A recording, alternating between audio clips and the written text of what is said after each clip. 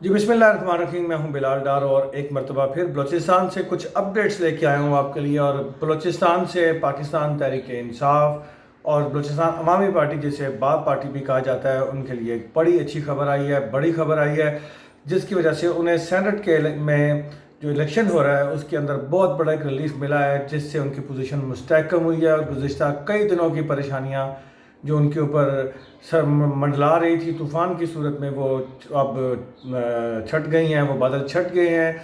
वो खुशखबरी पीटीआई के लिए ये है कि तहरीक इंसाफ के पार्लिमानी लीडर बलूचिस्तान असम्बली में सरदार यार मोहम्मद रिंद के साथ बाप पार्टी के रहनुमाओं के उन मुज़ाकरात कामयाब हो गए हैं।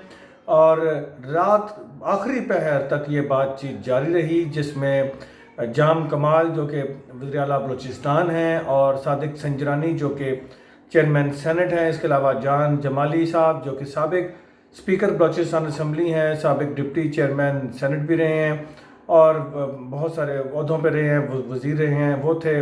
इसके अलावा बाप पार्टी के मुख्तलिफ सेनेटर्स थे, MPA साहिबान थे।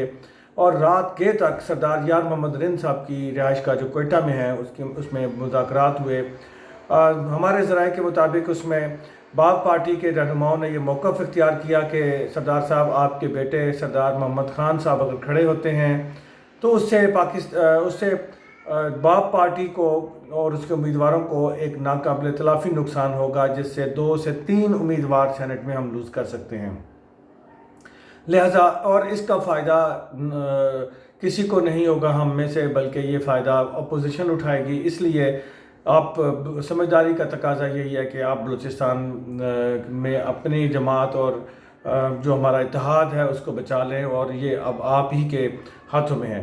तो लिहाजा सरदार यार मोहम्मद रिंद साहब को रात के राज़ी कर लिया गया है। इस दौरान हमारे ज़राए का ये भी कहना है कि सरदार यार मोहम्मद रिंद ने अपने बहुत सारे तहफ़्फ़ुज़ात से वज़ीर आला बलूचिस्तान जाम कमाल को भी आगाह किया और चेयरमैन सेनेट सादिक संजरानी को भी बताया। तो बहुत सारे वादे वईद भी हुए हैं, जिसमें बहुत सारी चीज़ों को ठीक किया जाएगा। बलूचिस्तान हुकूमत में जो फ़ैसले हैं, अब वो फ़ैसलों के ऊपर भी एतराज़ात हमारे ज़राए के मुताबिक हुआ कि फ़ैसले, बड़े फ़ैसले जो हैं वो तहरीक इंसाफ जो कि बाप पार्टी की इत्तेहादी है उसे एतमाद में लिए बगैर किए जाते हैं, उन फ़ैसलों में भी आइंदा एतमाद में लिया जाएगा और बहुत सारी चीज़ें बेहतर होंगी। अब हमारे ज़राए के मुताबिक सरदार यार मोहम्मद रिंद इस्लामाबाद आएंगे, जहाँ उनकी अहम मुलाकातें भी मुतवक्को हैं। यहाँ इस्लामाबाद में उनकी क्या मुलाकातें होंगी, किन से होंगी, वो हम आपको अब साथ साथ बताते रहेंगे। और इस मूव के ऊपर, एक सुलह के ऊपर आप लोगों की क्या राय है, कमेंट सेक्शन में ज़रूर अपना कमेंट करके बताइएगा और चैनल को ज़रूर सब्सक्राइब कीजिएगा। आइंदा की अपडेट्स आपको मिलती रहे, इसके लिए मैं आपसे रिक्वेस्ट करूँगा हमारे चैनल को ज़रूर सब्सक्राइब कीजिएगा। बिलाल डार को इजाज़त दीजिए। अल्लाह ताला आपका और मेरा हामी नासिर हो।